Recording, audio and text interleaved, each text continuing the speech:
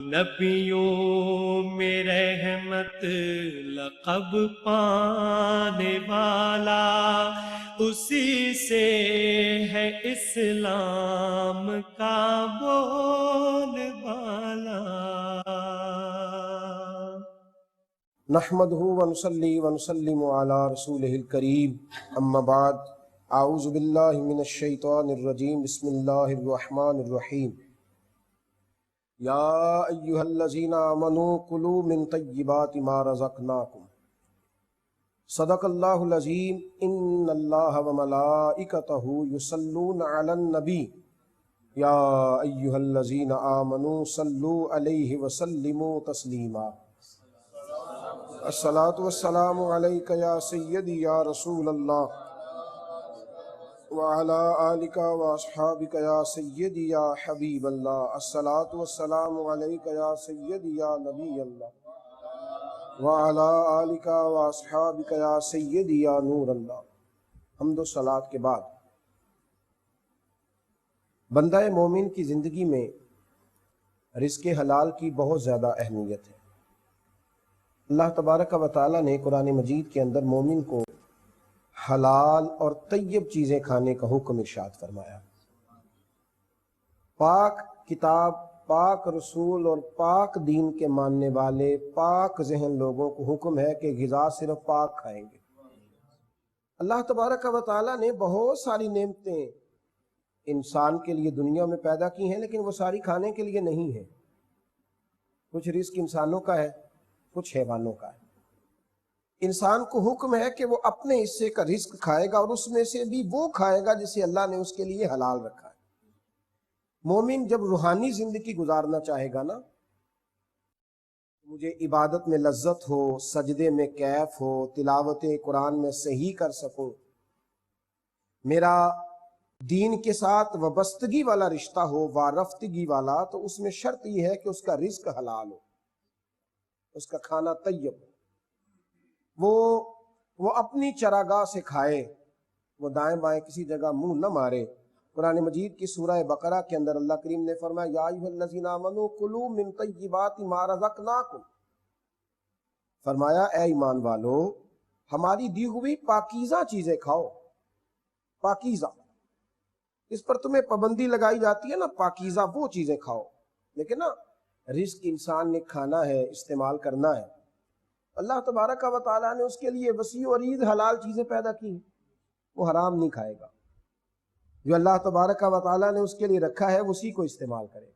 میرے نبی پاک علیہ الصلوۃ والسلام نے فرمایا جو گوشت حرام سے پلے گا، جو وجود کا حصہ جو گوشت حرام سے پلے گا وہ جنت میں نہیں جائے گا، اس لیے کہ جنت پاک لوگوں کے رہنے کی جگہ ہے۔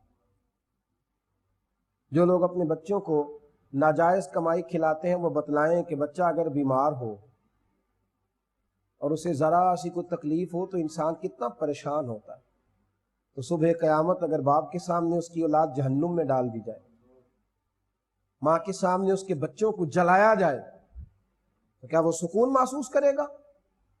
کیوں لوگ رزق حرام لا کے ان بچوں کو دیتے ہیں؟ کیا یہ نہیں سمجھتے کہ قیامت کے دن جب انہی کی آنکھوں کے سامنے یہ بچے دوزخ میں ڈالے جائیں گے تو دنیا کی چند روزہ زندگی کا کیا معاملہ رہے؟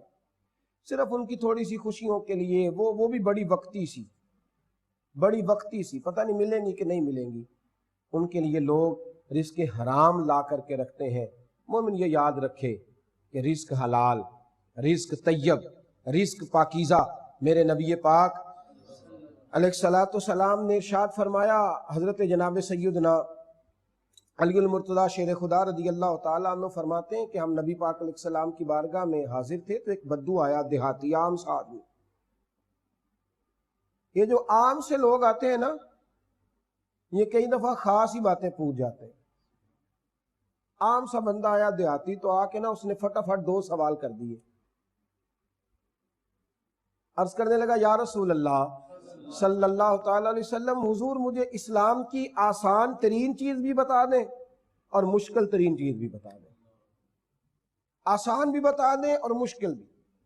یا رسول اللہ علیہ السلام دونوں باتیں ارشاد فرمائے تو میرے نبی کریم علیہ السلام نے ارشاد فرمایا، بھائی اسلام کی آسان ترین چیز کلمہ پڑھنا ہے، لا الہ الا اللہ محمد الرسول اللہ صلی اللہ تعالی علیہ وآلہ وسلم۔ فرمایا آسان ترین چیز کلمہ پڑھنا ہے، مشکل ترین چیز حرام سے بچنا ہے۔ یہ مشکل ترین کام ہے مشکل اور ہے بڑا ضروری۔ محبوب کریم علیہ السلام فرمانے لگے کہ آسان ترین کام ہے، بس کلمہ پڑھ لیا ختم ہو گئی بات، لیکن مشکل ترین کام، اور اس بات میں بڑی حقیقت ہے۔ بڑے بڑے پرہیزگار لوگ، بڑے بڑے وضعدار لوگ، اور بڑے بڑے مصلح اور بڑے بڑے عبادت گزار اور بڑی بڑی کھلی باتیں کرنے والے رزق کے معاملے میں پرواہ ہی نہیں کرتے، وہ کہاں سے آ رہا ہے، کس طرح کر کے آ رہا ہے، بس ٹھیک ہے آنا چاہیے، انہیں کوئی اس کا خیال نہیں ہوتا۔ وہ لوگ جو کپڑا بڑی احتیاط سے لیتے ہیں کہ یہ میرے اوپر فٹ آئے گا کہ نہیں آئے گا، جوتا کئی دفعہ پہن کر چل کر کے دیکھتے ہیں کہ یہ چلنے میں تکلیف تو نہیں دے گا، جو گاڑی خریدتے وقت محسوس کرتے ہیں کہ اس میں سفر کرنا آسان تو ہوگا، وہ رزق کے معاملے میں احتیاط نہیں کرتے۔ وہ یہ سمجھتے نہیں کہ یہ میرے وجود میں فٹ آئے گا کہ نہیں، یہ میرے خون میں شامل ہو کے درست رہے گا کہ نہیں رہے گا۔ اور میرے نبی کریم علیہ السلام نے پوری وضاحتوں کے ساتھ بات سمجھائی۔ اب تو میں نے تو یہ دیکھا ہے کہ لوگ نا ہیلو بہانوں سے جائز کر لیتے ہیں، ہیلو بہانوں، اور نہیں جی میں نے کوئی زبردستی تھوڑا کی ہے، بس آ گیا تھا، میں نے کوئی زبردستی تھوڑی کی ہے، آ گیا تھا بس۔ اور کئی بہانے لوگوں نے بنا لیے ہیں پیسہ جمع کرنے، وہ میں جی غریبوں کی مدد کر دیتا ہوں، میں امیروں کو لوٹتا ہوں صرف، غریبوں کو بھئی تیری ذمہ لگایا اللہ نے حساب لگا دینا، کہ تو ذرا امیروں کا حساب کر۔ اور بہانے بناتے پھرتے ہیں، تلاش کرتے پھرتے ہیں، وہ جی ایسے ہو جائے تو پھر کیسا ہے، وہ یہ بھی تو تھا نا، اس میں فلاں نے بھی تو ایسے کیا تھا نا، ہمیں بھی تو تھوڑا دینا پڑتا ہے نا جی، آفیسر بھی تو رشوت لے رہا ہے نا، میں نے 2-4 ہزار لے لیا تو کیا ہوا، او خدا کے بندے اس نے اپنی قبر میں جانا، تو نے اپنی قبر میں۔ یہاں واضح پتہ چل جاتا ہے کہ حرام ہے، اس کے باوجود لوگ بہانے تلاش کرتے ہیں۔ اور میرے نبی پاک علیہ السلام نے فرمایا ایک حلال ہے وہ واضح ہے، ایک حرام ہے وہ واضح ہے، ایک حلال ہے وہ واضح ہے، ایک حرام ہے وہ واضح ہے۔ اور حضور فرمانے لگے ایک میں شک ہے، پتہ نہیں حلال ہے کہ پتہ نہیں حرام ہے، تو حضور فرماتے ہیں تم نے شک والی چیز سے بھی بچنا ہے، مسلمانوں شک والی چیز سے بھی بچنا ہے۔ تھوڑا کھا لو، شاندار کھاؤ، اچھا کھاؤ، لیکن تھوڑا کھاؤ، رزق حلال کھاؤ۔ آپ یقین کریں میں اکثر کہا کرتا ہوں کہ جو چھوٹا گوشت کھاتا ہے اس کی تو پرہیز بڑی جلدی شروع ہو جاتی ہے، لیکن جو مزدور 400 روپیہ شام کو کما کر کے لاتا ہے، ایک وقت وہ کھاتا ہے ہفتے میں ایک دن گوشت، ہر روز دوپہر کو اسے اچار کھانا پڑتا ہے، پر اس کی صحت بڑی اچھی رہتی، اس کی طبیعت بڑی ٹھنڈی رہتی۔ اور یاد رکھیں مومن اپنی زندگی میں یہ بات سمجھ لیں، پلے سے باندھ لیں کہ رزق حلال کے بغیر روحانی زندگی آگے نہیں چل سکتی، روحانی زندگی آگے نہیں چلے۔ میرے نبی پاک علیہ السلام نے ارشاد فرمایا کہ جس شخص نے 10 درہم کا کپڑا پہنا اور 1 درہم اس میں سے حرام کا تھا، نقطے کی بات ہے اور سمجھنے کی، 10 درہم کا کپڑا خریدا اور 1 درہم اس میں سے حرام کا تھا، یعنی پورے 10 حرام کے نہیں، 9 حلال ہے 1 حرام ہے، فرمایا 1 درہم اس میں حرام کا تھا، وہ کپڑا پہن کے وہ جتنی بھی نمازیں پڑھے گا اللہ ایک بھی قبول نہیں فرمائے گا۔ ایک ہے کل حرام کی کمائی کا لباس پہننا، ایک ہے کہ اس میں آمیزش ہو گئی 1 دینار کی۔ رسول کریم علیہ السلام ارشاد فرماتے ہیں کہ اللہ اس کی نماز کو قبول نہیں فرمائے گا۔ حضور گزر رہے تھے تو ایک آدمی رو کے دعا مانگ رہا تھا، رو کے، بڑے درد سے دعا، آج بھی شکوہ ہے نا لوگوں کو دعائیں قبول نہیں ہوتی۔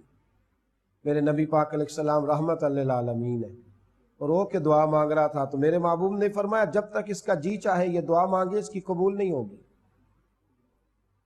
یا رسول اللہ صلی اللہ علیہ وسلم کیوں؟ فرمایا اس لیے کہ جو کھا کے آیا ہے وہ بھی حرام کمائی کا ہے، جو پی کے آیا ہے وہ بھی حرام کمائی کا ہے، جو کپڑا پہنا ہے وہ بھی حرام کمائی کا ہے، تو جب اس کا پورا وجود حرام کے ساتھ پلا ہوا ہے تو پھر اس کی دعا کیسے قبول ہو؟ روحانی زندگی کے لیے شرط ہے. یہ سارا زمانہ پوچھتا پھرتا ہے نماز میں دل نہیں لگتا، تو بتائیے اندر روٹی حلال جاتی ہے، پانی حلال جاتا ہے، کپڑا حلال جاتا ہے، جس مکان کی چھت کے نیچے لوگ رہتے ہیں وہ حلال کمائی کا ہے؟ ایک صاحب نے مجھ سے کہا بہت سارے پیران نظام کو لایا ہوں پر میرے گھر کے ایک کونے سے چیخوں کی آواز ہے، بڑے پیروں کو عاملوں کو دکھایا ہے وہ جاتی نہیں، تو آپ بھی ذرا جائیے. تو میں نے کہا میاں اتنے پیروں کو دکھایا ہے تو میرے جانے سے وہ کیا فرق پڑے گا؟ کہا نہیں آپ بتائیں وہ آواز کیوں نہیں جاتی؟ میں نے کہا ہو سکتا ہے اس کونے میں کسی یتیم کا مال لگ گیا ہو، کسی بیوہ کی آہیں ہو تو وہ آوازیں نہیں جاتی. اب تو ہمارا مذہبی طبقہ بھی سیٹھوں کو بڑی بڑی سندیں دیتا ہے نا.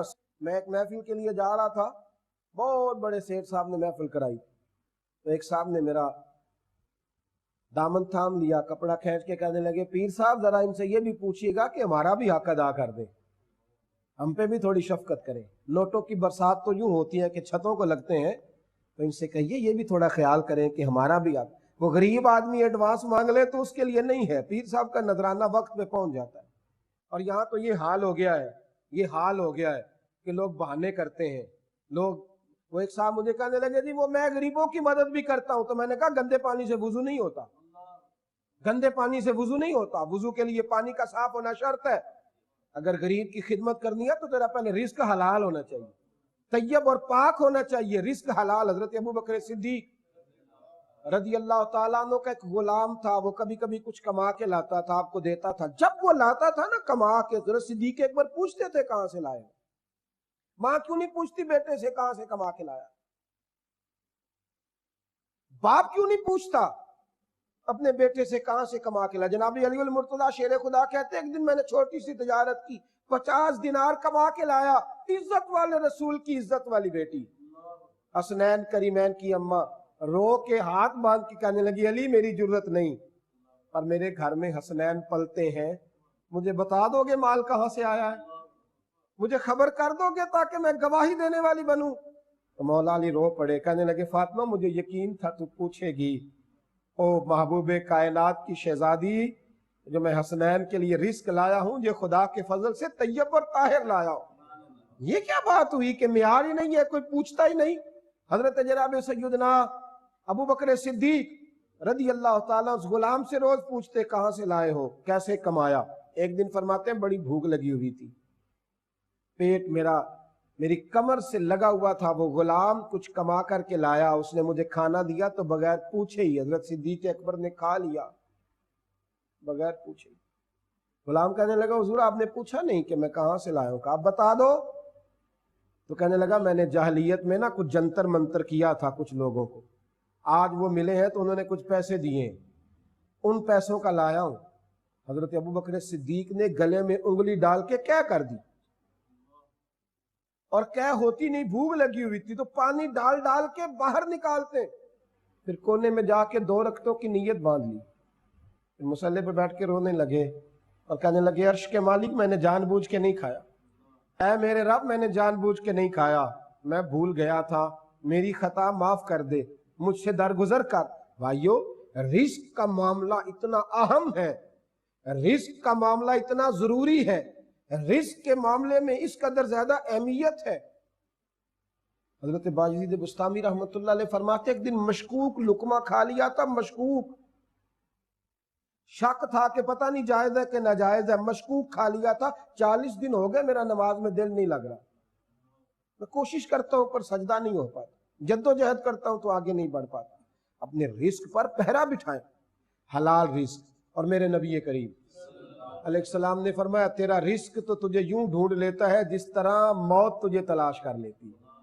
تو کیوں بھاگتا پھرتا ہے اور کیوں تو حرام کے پیچھے دوڑتا ہے؟ تیرا رزق تو تجھے تلاش کر لیتا ہے، وہ تو تیرے گھر پہنچ جاتا ہے، وہ تو رب کریم نے وعدہ فرمایا وہ تو تجھے دے گا.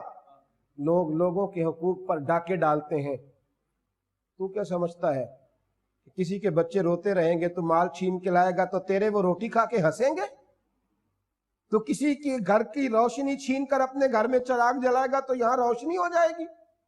تو کسی کو ستا کے اپنے گھر کے اندر حسن پیدا کرے گا تو حسن آ جائے گا؟ یاد رکھیں جب کوئی کسی کے بچوں سے پیار کرتا ہے تو رب اس کے بچوں پہ بھی فضل فرماتا ہے. جب ہم حلال اور طیب کی تلاش میں نکلتے ہیں تو اللہ حلال اور طیب عطا کرتا ہے. رب کریم نوازتا ہے. رزق پہ پہرا بٹھائے. حلال طیب پاکیزہ تھوڑا کھائیں لیکن حلال کھائیں. حضرت جناب عمر بن عبدالعزیز رحمت اللہ تعالی علیہ، آپ آخری وقت آیا تو آپ کی زوجہ کہنے لگی کہ حضور آپ کا تو مکان بھی اپنا نہیں، بیٹیاں بھی ہیں بیٹے بھی ہیں، اتنی زندگی اتنا کچھ، اپنے لیے کیا کمایا؟ بچے کیا سوچیں گے ہمارا ابا ایک مکان بھی نہیں بنا کے دے سکا؟ یہ بھی مشکل ہوتا ہے نا. کئی لوگ بیچارے چوراہے میں کھڑے ہو جاتے ہیں کہ تیرے ٹھاٹھ باٹ اتنے ہیں اور تیرے پاس ہے کیا؟ پوچھتے ہیں نا اہل خانہ. آخری وقت تھا تو جناب عمر بن عبدالعزیز نے اپنی بیٹی اور بیٹوں کو بلایا اور بلا کے فرمانے لگے بیٹا مجھے معاف کر دو، تمہارا باپ بزدل نکلا، تمہارے لیے کچھ بنا نہیں سکا. ابا جی کیا ہوا؟ فرمانے لگے بیٹا میں بزدل تھا، میں جہنم سے ڈر گیا تھا. دلیر ہوتا میں پرواہ نہ کرتا تو کئی بنگلے کھڑے کر دیتا، کئی جائیدادیں، پر پتر میں کمزور تھا، ذرا خیال کرنا، معاف کر دینا، مجھے دوزخ سے ڈر آیا. آپ کے بچے رو پڑے اور عرض کرنے لگے ابا جی ہمیں کار کوٹھیاں اور بنگلے کیا کرنے ہیں، جس گلی سے گزرتے ہیں لوگ اٹھ کے ملتے ہیں کہ جناب عمر بن عبدالعزیز کی اولاد جا رہی. اور ابا جی زندگی بڑی ٹھنڈی ہے، کلیجہ بڑا ٹھنڈا ہے، دل بڑا ٹھنڈا ہے کہ رب کریم نے آپ جیسا باپ عطا فرمایا ہے. رزق حلال رکھیں گے اللہ تعالیٰ شانے بھی دے گا اور عزتیں بھی عطا کرے گا. مومن کی زندگی میں رزق کا بہت بڑا کردار ہے. مشکوک کھانا کبھی نہ کھائیں، پھر دیکھیں اللہ تبارک و تعالیٰ روحانی سفر کتنا آسان کرتا ہے. رب تعالیٰ سمجھنے کی توفیق عطا فرمائے. آخر دعوانا وہ نبیوں میں رحمت لقب پانے والا، اسی سے ہے اسلام کا وہ